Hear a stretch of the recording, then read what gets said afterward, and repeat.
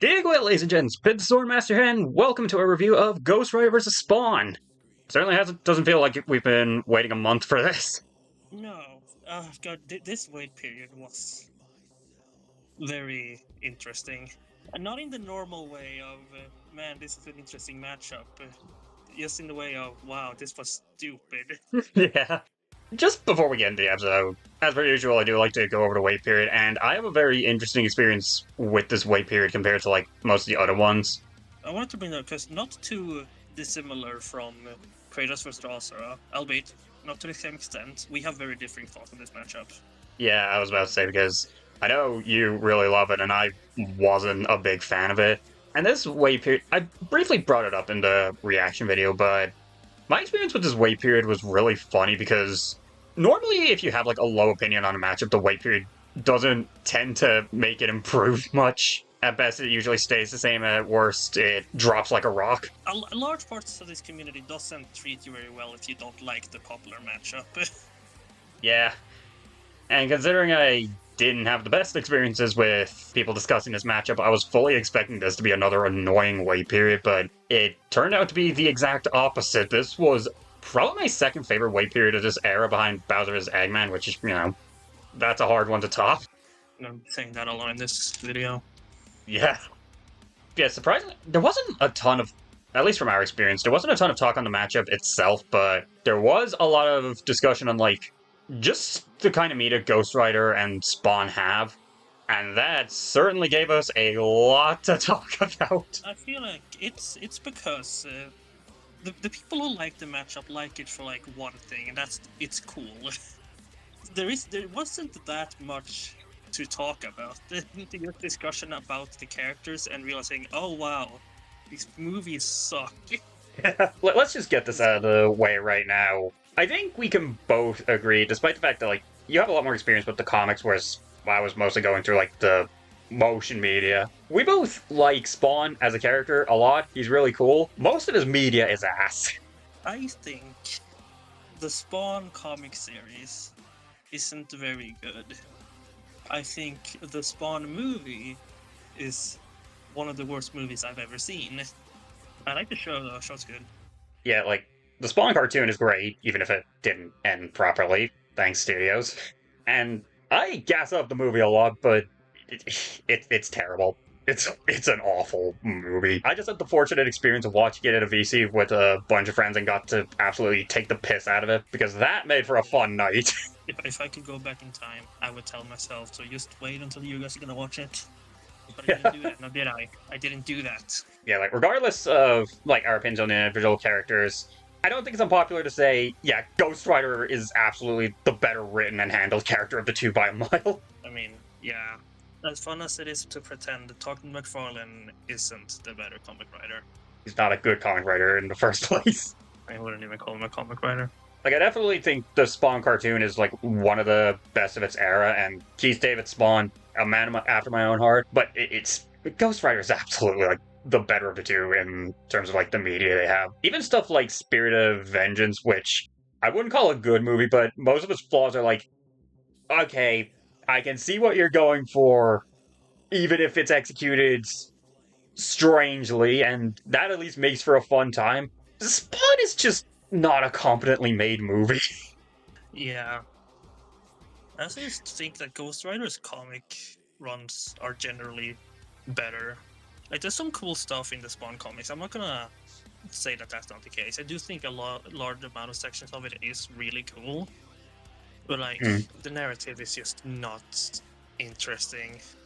Yeah, and we say all this, but that did give us, like, a lot of fun things to talk about and riff on during this wait period, all things considered. Like, we can talk about how Todd McFarlane is a hack of a writer all we want. It gave us a lot to talk about, and it was funny at every corner.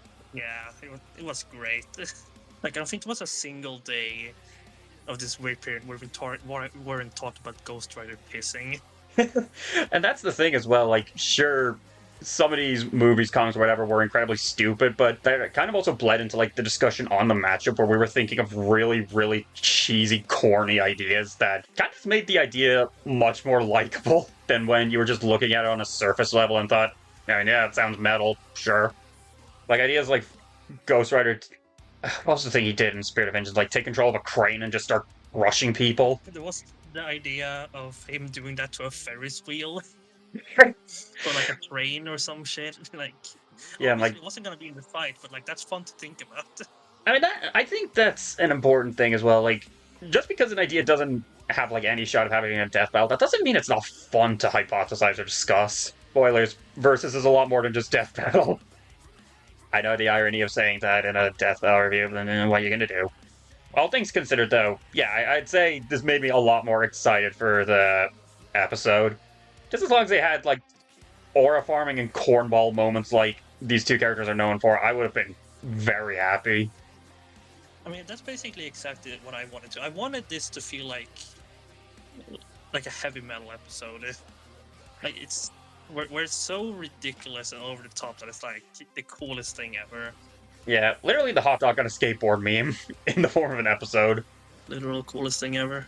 And I guess on that note, we can probably get into the episode itself now. Yeah. All right. So, we both, before discussing this episode, decided to take a look back on Ghost Rider versus Lobo and Kratos versus Spawn. Because I think we both agree that like it would have been interesting to compare them to their past episodes, especially in Ghost Rider's case, because besides Omni-Man, he is the most recent character that got added to Death Battle to get a run back. Yeah, like Ghost Rider vs. Lobo, even though when you look at the date, it feels like it wasn't that long ago. Yeah, like to put it in perspective, I was already 18 when this episode came out. And I think that's a great testament to Death Battle's evolution over the years, because man, this feels dated. Yeah, mostly in the editing, because just to jump ahead here, looking back on like season 6 comic editing and the editing now, it's like, wow, what happened? Like, what editors started doing crack to get this result now? But it's not just the editing, it's also the writing, because this episode tells you nothing about Johnny Blaze as a character.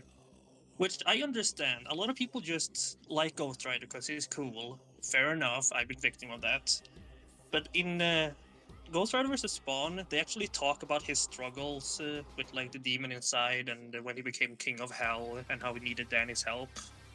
Meanwhile, Ghost Rider vs. Lobo he sure is the Ghost Rider. Yeah, that's the interesting thing, is that the original analysis was mostly focused on just Ghost Rider, the superhero that we all know. This one felt like a lot more of a deep dive into the general Ghost Rider mythos and Johnny's history and what he ended up doing, which just made for a very natural evolution, I feel. Yeah, because even Zarathos feels sidelined in the original analysis. But here, he gets his whole segment to him. In more than just he can punch this hard. We get to know about his history. I think it's interesting as well how a lot of they basically take the entire analysis from the original episode and streamline it a lot to fit into this and leave room for all the stuff they'd never covered beforehand. Yeah, like it feels like basically an evolution of the original rundown. Because a lot of the same stuff they covered is still there. But like, if you take for instance how in the original they just say, oh, and he's the King of Hell now. Here we get to learn how that happened. Yeah, because if I remember right, they cover how becoming the ruler of Hell sort of had a corrupting influence on Johnny that his pupils then had to stop, and he eventually gave up that position, which, on the one hand, is kind of relevant to bring up here compared to Lobo, because, you know, that's also a thing that Spawn does, spoiler alert, but it is just a nice way to cover more of Johnny than what we saw beforehand. Yeah, and even small stuff like that, like the evolution of the Crash Bandicoot joke. It just feels like they looked at the original and they didn't want to replace it, but they did want to add to it what they can do now, and that's really cool, very natural. And like I mentioned before, just the coverage of more of the general Ghost Rider mythos as well, and the history of Mephisto turning people into Ghost Riders, not just in the modern day, but even like centuries or millennia ago, and all the other Ghost Riders that are relevant to Johnny, either as a character or just him in versus by scaling. Like, they bring up some of the other Ghost Riders and give them their own, like, little nameplates. Yeah, like, Alejandra Jones was used for scaling in the original, but, like, she never got name dropped here. Full front and center. Same with Danny. Insert Nick Cage joke here. But yeah, no, it's not. I just think it's really nice. It feels like it's more paying respect to the character, and I wouldn't mind seeing this for other combo characters with someone like Doctor Strange, who has a big mythos that wasn't used in his original. Yeah. I think as well, this isn't really like a fault with Ghost Rider's analysis in his original fight or anything, but something that I found really interesting, kind of comparing the analyses from then to now, is how they discuss like the feats they were given, because namely in terms of just how much the original almost acts like a time capsule now of versus scaling standards back then versus now, because they used the exact same feats for Ghost Rider between both episodes. They scale his speed to Mjolnir, scale his power to Galactus. But in the original, I think they just put him at like hard, massively faster than light, and universal, multiverse, something like that.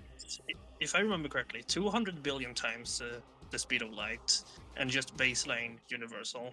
Yeah, and then in this one, they just go full omniversal and immeasurable. Yeah.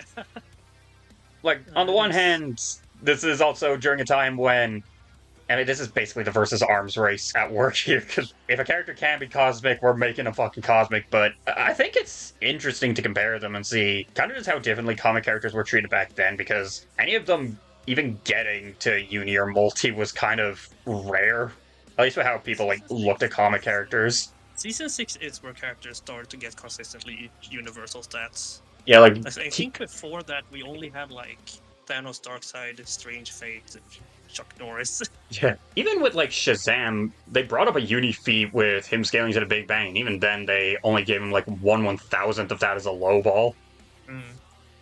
Yeah, it's just interesting to see. Of course, it'll also be very funny when we get to the post-analysis, but more on that in a bit. Anyways, Spawn, I think it's not really controversial to say, Spawn kind of had a lower bar to clear, because this guy has the biggest gap in the show's history as of now between his debut on the show and his return. Kratos vs. Spawn is 13 years old!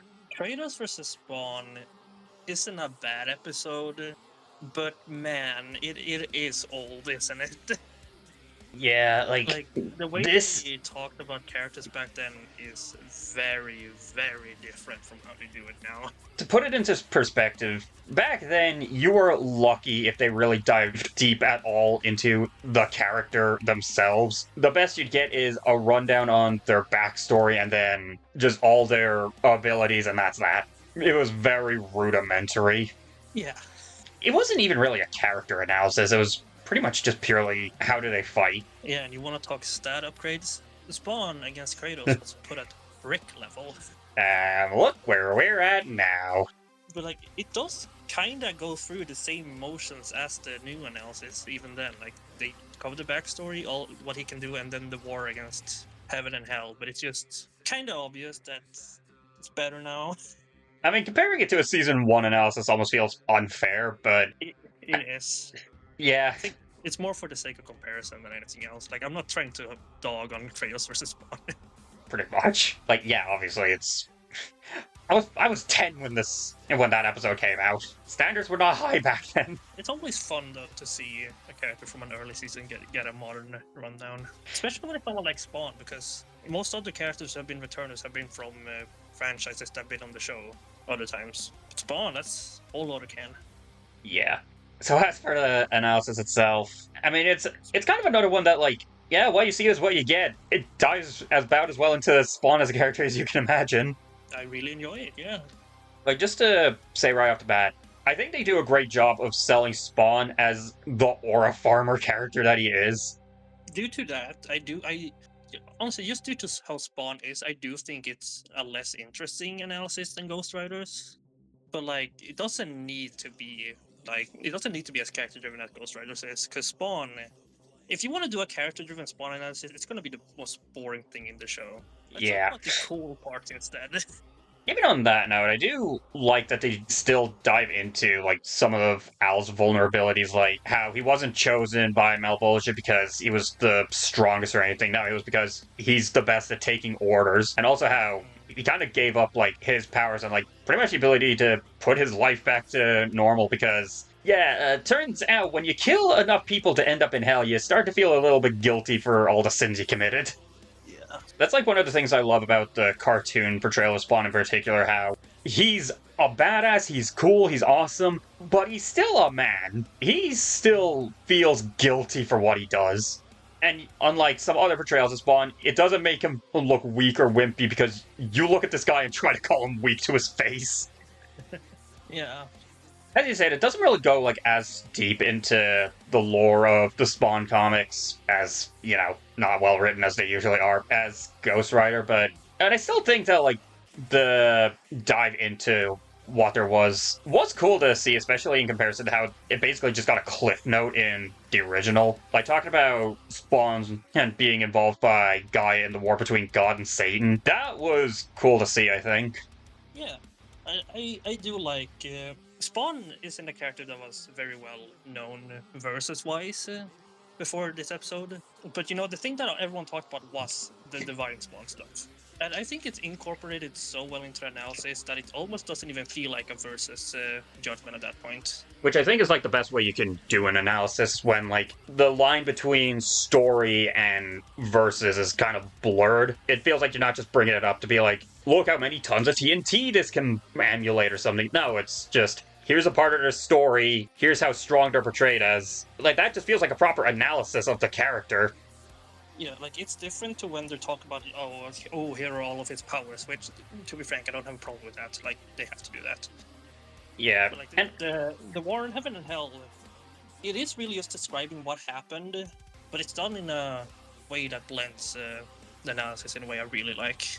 on that note as well, I do think they do a great job of kind of going into just how insane Spawn's abilities are as well. Although I do think the pacing of them is a little weird because stuff like Spawn's like most iconic or main stuff like Letha being saved for halfway through the analysis was an odd choice.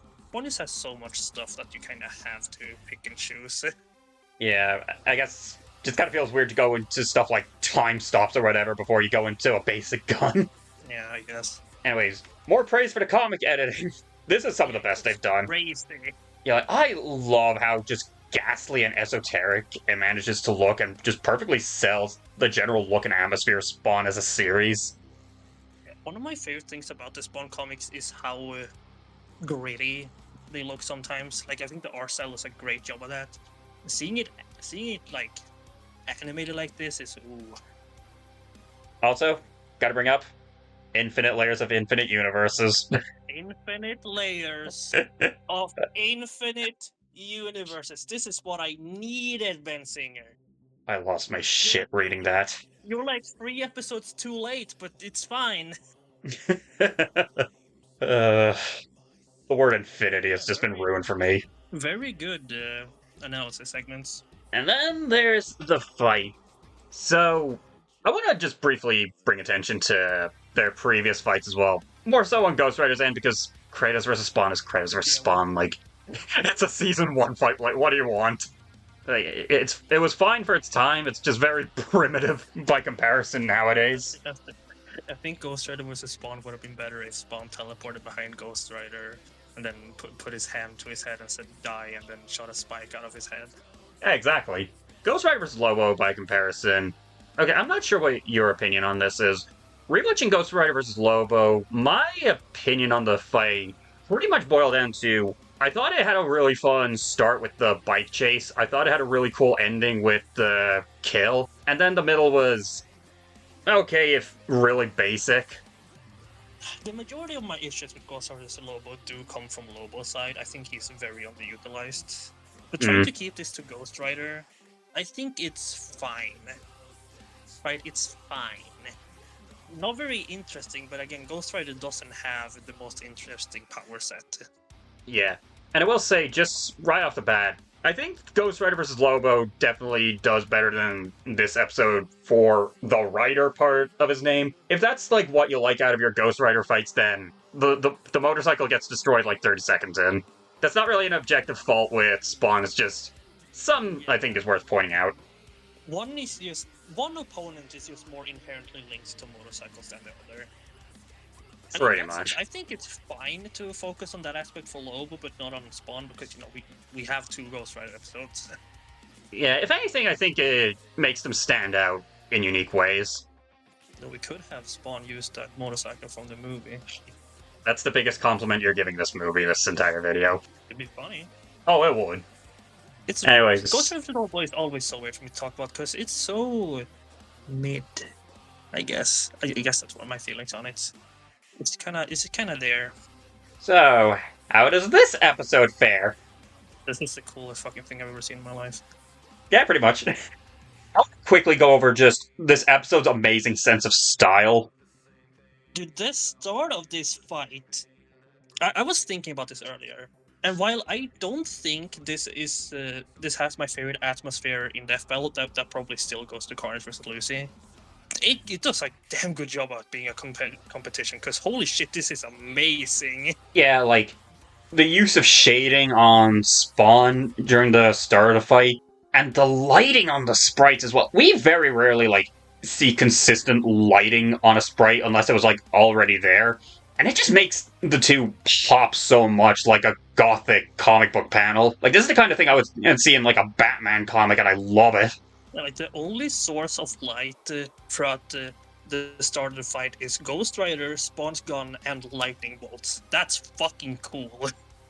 Yeah, and it's made all the cooler, like, when they're fighting on the side of the clock tower, and the way the flames from the Hell Cycle are just raining sideways. Oh, it looks so cool. It almost looks like they're in a furnace. I think my favorite part is the start, because it looks straight out of Todd McFarlane's Spawn. Yeah. The monologue feels straight out of Todd McFarlane's Spawn.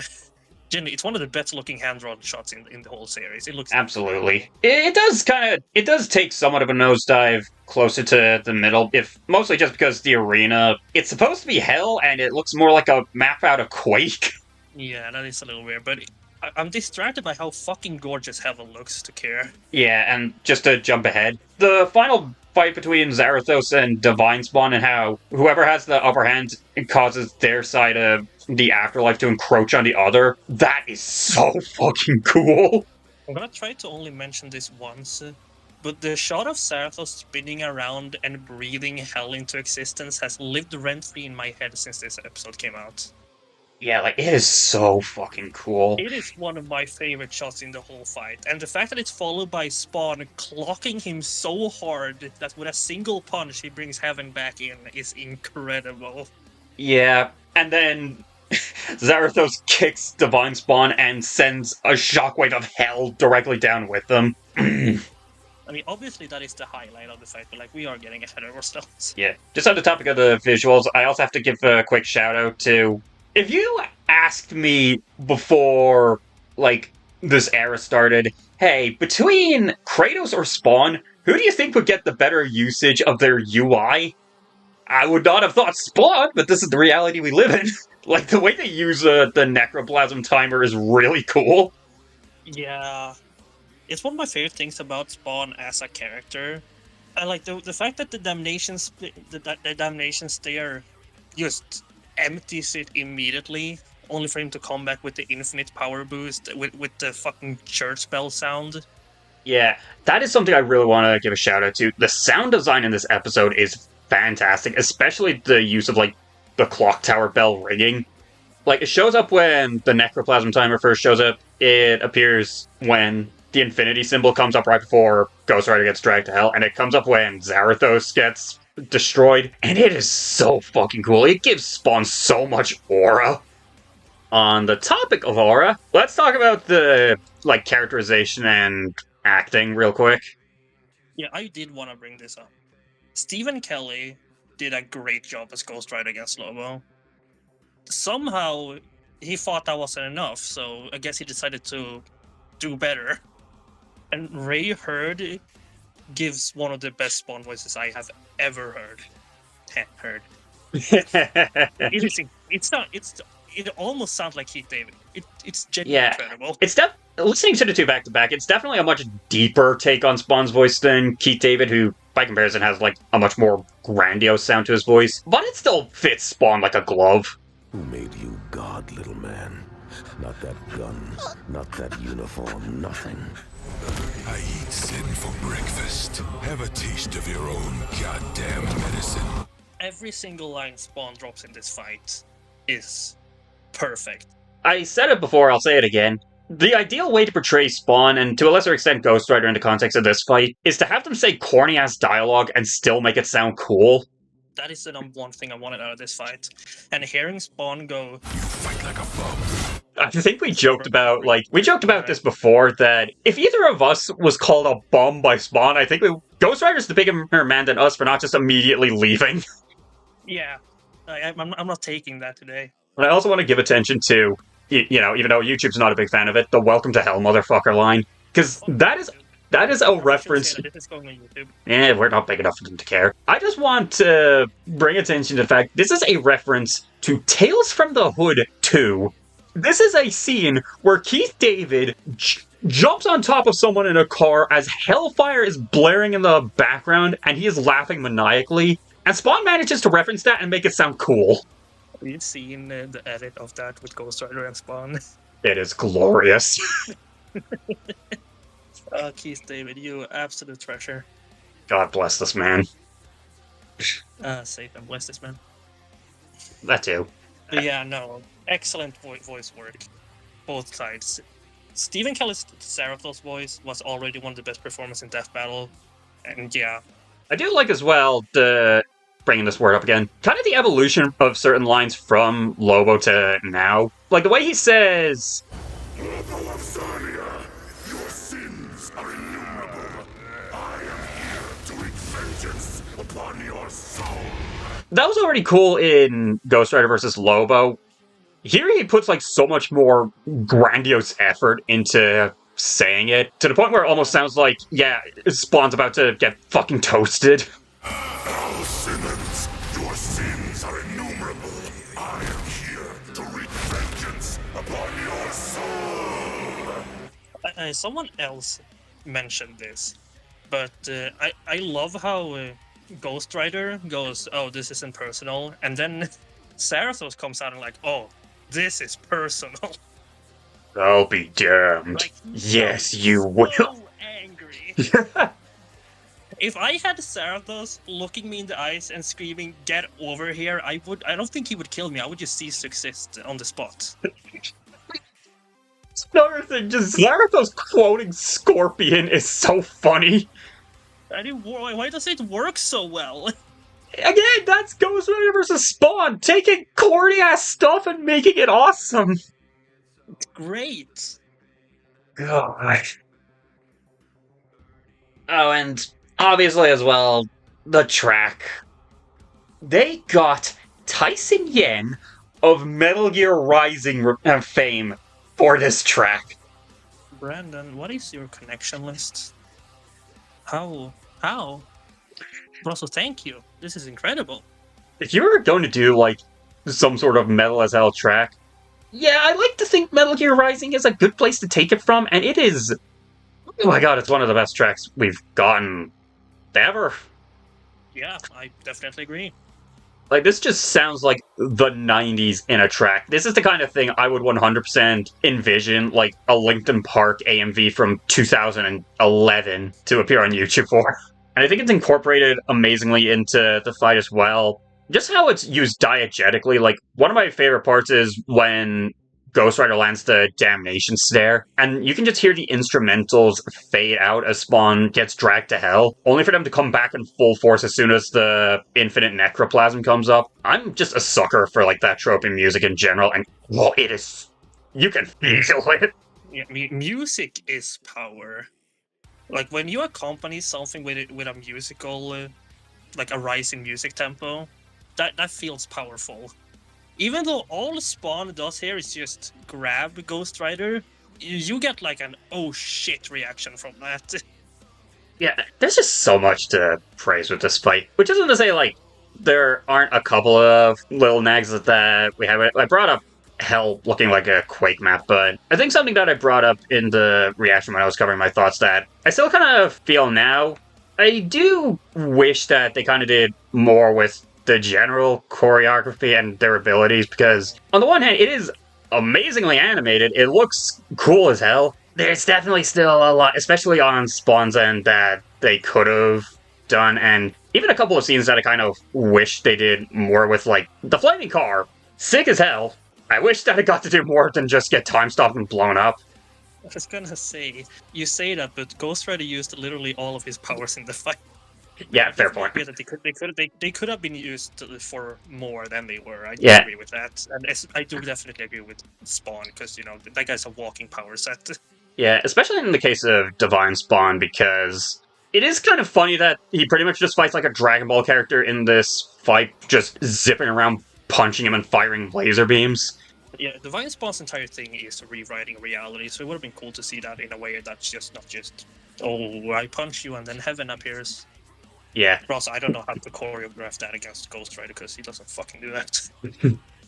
I'm not just saying this because, I have a Spawn matchup that I really, really, really love, but I would be cool with, like, another Spawn episode sometime in the very distant future that goes more into that, but kind of more relevantly to this, the thing that I find interesting is, if you paid attention to the way I worded any of that, the amount of those complaints that I had to preface by saying, this is a flaw, but it looks awesome.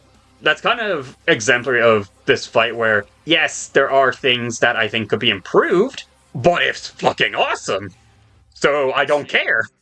Complaints. Ghost Rider's fire is cut off at a few points. Spawn regrows his wings off screen. Yeah. When Divine Spawn is being revealed, you can tell that it's his regular sprite behind the wings. Yeah, and then that's it. That's all my problems. we said this while talking about Boss Fight segment. This was animated by one guy. It was animated very well by one guy.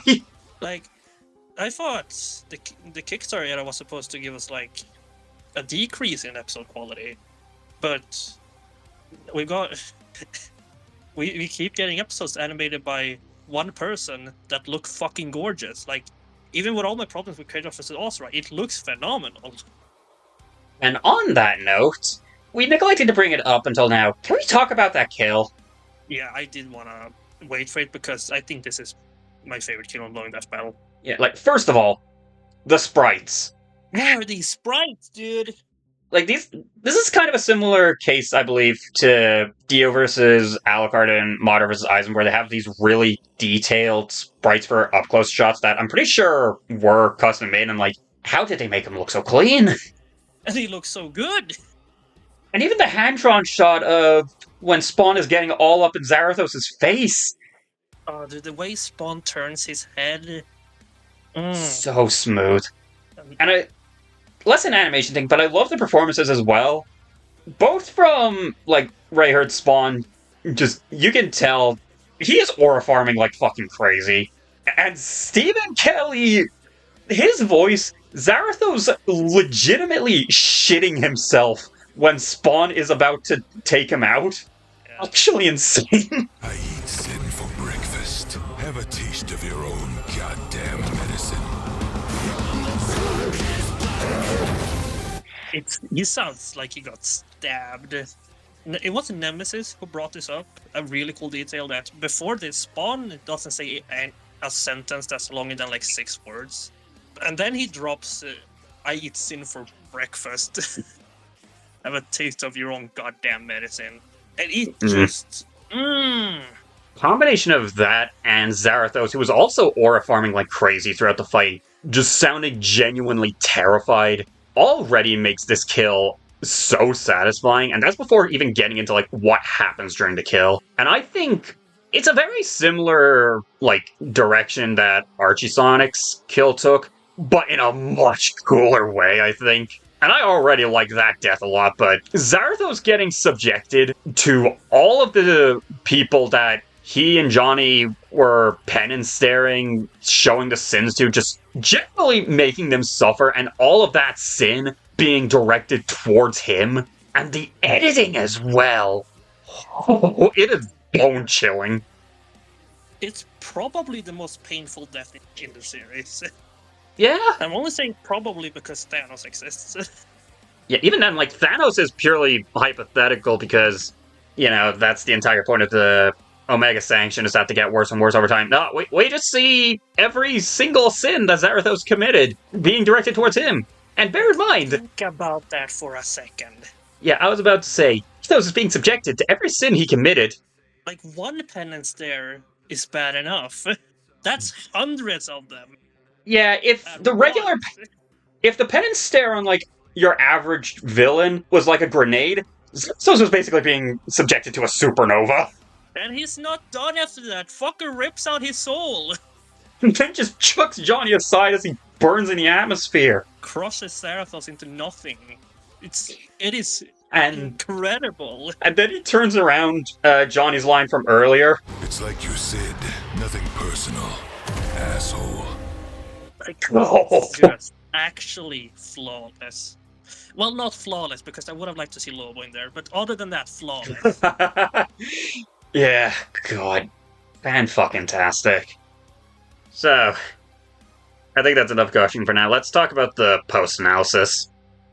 This is a really interesting one. It is inherently funny to me that Ghost Rider, they said that Ghost Rider had immeasurably higher power, and he still didn't have a way to win. Yeah, like, this is the biggest power gap the loser has had on the winner in the show's history, I believe. They just straight up say, Ghost Rider couldn't kill him. I think that is, like, a very interesting, for lack of a better word, lesson in general. It's not always about the bigger numbers and whether Ghost Rider actually can kill Spawn or not. I think that is an interesting thought that, okay, he's infinitely stronger. What then? Dude, you're vulnerable to soul hacks? I thought if I stat stumped hard enough, no one would notice. I love that meme. Yeah, it's so interesting. Because entire wait period, everyone just said, yeah, he's stronger, so he wins. Which, yeah, no, this is a lesson, isn't it? We're coming for you, Kyle Rayner. Yeah. I think my thought process at the time was that, like, if it was equal stats, then yeah, Johnny would get ran over like a track meet, but I just thought being fucking out of her soul, that'd be enough, but apparently not. You'd think. I have seen some people question, like, oh, can Spawn even, like, warp the reality of someone who is that much infinitely stronger than him? And, like, maybe. Either way, I think they do present it very well. Like, they try to shut on as many arguments as they can. Yeah. I think the general reasoning, like, if you're not really going into the nitty-gritty of things, like, yeah, it makes sense. I do agree that it's a little questionable if Spawn could, like, kill Ghost Rider, but even then, like, Ghost Rider can't kill Spawn. He can just reconstruct reality and bring himself back to life, I guess. Thanks, Todd. Yes, can do that, I guess. God, it is so bittersweet that the thing that saves Spawn is just Todd McFarlane being a hack of a writer. What else is new? I love Al Simmons, for the record. I just wish he was written by a better person. No, we love Spawn here. This is Spawn Nation. Watch the video, we popped off. Anyways, yeah, I think the general reasoning otherwise is, like, fairly decent. Like, obviously, yeah, versatility and skill going to Spawn is no shit, and I think them explaining, like, how he's able to resist pretty much everything that he needs to makes sense. Yeah, I like that none of the categories feel tacked on here, because, like, these all feel like important factors. It's not like, oh, gee, does Bowser intelligence... Yeah. Like, these all feel equally important to the debate, because even for something like skill, which you would feel like, oh, that doesn't matter, they specifically bring up that since Johnny resists Zarathos, Spawn could use his skill to, like, adapt to his moves before that. That's cool. I like that. Do that more. Yeah, also just how, like, half of why Ghost Rider is less skilled is just because he's too reliant on just being able to stonewall everyone, which, yeah, good luck with that here, dipshit. Like, Spawn's... I think it's a very effective conclusion. Yeah, same with, like, them arguing how Spawn can put Ghost Rider down, because it is funny that Ghost Rider resisting soul hacks would just kind of defeat the purpose of Ghost Rider in the first place, because how else would Mephisto have gotten Zarathos in him? Yeah. God, this post-analysis is really funny, and just how much they hammer in. Yeah, Spawn is fucked up. You guys didn't read the comic, did you? None of you did. To be fair, we banged on about how the comics are not well written. I read the comic. I read 100 issues of the comic, but I will I will say on that note, I do really like that the black boxes in the post-analysis, but also through the regular analyses, they actually source what comic books they're talking about, which is a really nice touch. I know they've done that for at least one other episode. I don't, Adam, maybe. But I do want to see that more often. Yeah, especially for characters like Ghost Rider and Spawn that have like a lot of comic issues and stuff to go through. That, let's be real here, not everybody is willing to read. Yeah. And again, I think the editing is another highlight, and how it illustrates the powers, and even like some nice little touches that just kind of add to what they're talking about. My favorite example being like when they're talking about Spawn's time stop, and it literally shows like a pause prompt. Like that's just a cute touch. There's so many cool little details all the way throughout this episode, like that, and then some stuff in the fight, like the fucking Sans chain. or when Ghost Rider kicks away Spawn's axe, you see it falling to the left because they're on a wall. And then like when they're talking about the penance there in the conclusion, it's just really cool. So much love is put into this episode. Pretty much. I think that's really just the best way to put it. Like, even if you're like me and still like Ghost Rider versus Lobo, this fight still just does such a great job of expanding on both characters and just making something that feels so them. Like, this feels like a 90s fight in the best way possible. Yeah, this is... Like, I wanted this fight, I wanted this episode before, during, and after Ghost Rider vs. Lobo, and I am more than pleased with how they came out. This is one of the Season 1 requests, and damn did they do justice. Yeah. Even if I think we can both agree it's not, like, the absolute best of the era so far, even if I think it goes without saying that bar is very high, but second place is nothing to scoff at. I think it might be my favorite Sprite episode. And I think that's a very fair opinion to have. Yeah, I would hope so. You're not going to attack me for that. Oh yeah, no, it's just a good time. Pretty much. Hell yeah episode of all time. Just roll. Hell yeah. It's cool. It's cool shit on the screen. Are you going to complain about that? Yeah, and I will say as well, we're finally getting a non-cosmic episode next time, thank God. Whoa! Tickets to Mojito's funeral! I said it before, it is fucked up that between the most recent and the last JJK episode, we have not had a single non-cosmic episode. It's all of these characters. And Giorno. But yeah, I'm so fucking excited. Still beats most of them. Thanks, Requiem. But yeah, I'm so excited. Funniest character versus. Yeah, I am very much looking forward to this. Same. If it's like anywhere near as good as, because I'm fairly confident it's going to be another Sprite episode. If it's anywhere close to the quality that we've seen in this one, oh, we have something special to look forward to. Please, Death Battle, don't give us another bad My Hero episode. I don't think I can handle it. Give us another Might Square. Don't give us another Zuko-Roki, please. But yeah, that was fun. That was fun. Just like the episode. Anything we want to say before we wrap things up? I don't have a joke prepared. Well, I know what to say. You should watch Spawn 1997 with your friends, right? No. You should you should not watch that. You should watch Saw, actually. Yeah, we're doing that now. You should watch Saw. Well, pointing at the wall, you can't see it.